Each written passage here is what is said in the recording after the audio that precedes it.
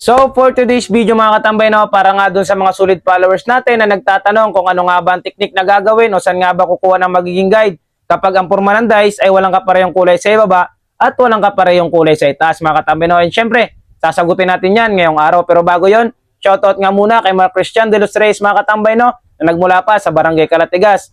Ingat ka palagi boss and more blessing to come. And syempre para naman dun sa mga small content creator mga katambay na nagsisimula na mayroong 5K followers pataas o 10K followers pataas, wag na wag kang mahiyang mag-comment dyan. Dyan sa comment section mga katambay, no, tara at magtulungan tayo at sabay-sabay nating abutin ang ating mga pangarap. So ayun nga mga katambay, no, tara magsimula na tayo sa inyong katanungan. Kapag ganito naging posisyon ng dice mga katambay, kapag inilagay ng bunker, kung nakikita nyo walang kulay sa ibaba na may kaparehong kulay sa itaas mga katambay. Kapag naging ganito, kukuha tayo ng guide mga katambay sa right side, which is yung kulay green nga mga katambay, no? And syempre dapat saktong-sakto ang ating paghila na gagawin. Dapat hindi masyadong mainat, hindi rin masyadong malakas mga katambay, dapat timing at katamtaman lang. So tara at ating susubukan mga katambay, hilain ang katamtaman. At eto nga mga katambay, no, tatlong green agad ang nagiging bungad. Ganyan ang nagiging resulta kapag saktong-sakto ang yung hila na ginagawa.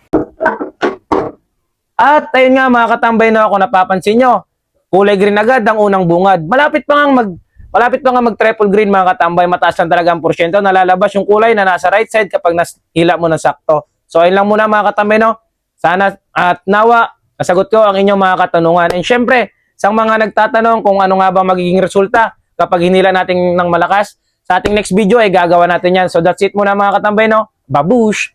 So for today's video mga katambay, no, para nga dun sa mga solid followers natin na nagtatanong kung ano nga ba ang technique na gagawin o saan nga ba kukuha ng magiging guide kapag ang porma ng dice ay walang kaparehong kulay sa ibaba at walang kaparehong kulay sa itaas mga katambay, no. And syempre, sasagutin natin yan ngayong araw. Pero bago yon, shoutout nga muna kay Mark Christian de los Reyes mga katambay, no, na nagmula pa sa Barangay Calatigas.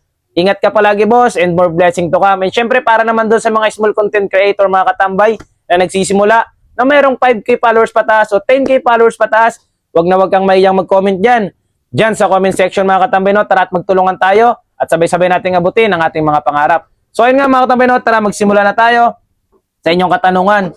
Kapag ganito naging posisyon ng dice mga katambay, kapag inilagay ng bunker, kung nakikita nyo walang kulay sa ibaba na may kaparehong kulay sa itaas mga katambay. Kapag naging ganito, kukuha tayo ng guide mga katambay sa right side, which is yung kulay green nga mga katambay, no. And syempre dapat saktong-sakto ang ating paghila na gagawin. Dapat hindi masyadong mainat, hindi rin masyadong malakas mga katambay, dapat timing at katamtaman lang. So tara at ating susubukan mga katambay, hilain ang katamtaman. At eto nga mga katambay, no, tatlong green agad ang nagiging bungad. Ganyan ang nagiging resulta kapag saktong-sakto ang yung hila na ginagawa. At ayun nga mga katambay, no, kung napapansin nyo, kulay green agad ang unang bungad. Malapit pa nga mag triple green mga katambay, mataas lang talaga ang porsyento nalalabas yung kulay na nasa right side kapag hila mo ng sakto. So ayun lang muna mga katambay, no. Sana at nawa nasagot ko ang inyong mga katanungan. And syempre, sa mga nagtatanong kung ano nga ba magiging resulta kapag hinila natin ng malakas, sa ating next video ay gagawa natin yan. So that's it muna mga katambay, no. Babush!